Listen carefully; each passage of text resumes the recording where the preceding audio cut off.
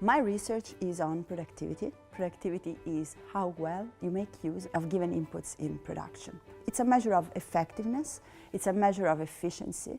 It's one of the key drivers of economic growth. The more productive an economy, the more prosperous the economy and the citizens living in that economy.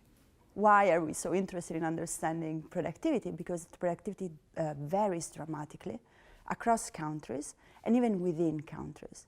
And so, the question is, why is that? And traditionally, people have looked at hard inputs, let's say capital or labor, technologies, R&D, to try and explain these differences.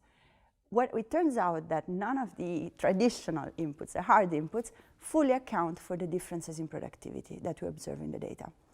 So the question is, what if it's not how much capital you have or how much labor you have, but how well do you use these inputs? It's a measure of management in the sense that management is the soft input, the intangible input that allows you to make good use of these traditional inputs. So my research tries to document how this soft and intangible input called management may account for these big differences in productivity across firms and ultimately across countries. So far we found that management, how well do you keep track of your production, for example? Do you have targets? Do you discuss your targets?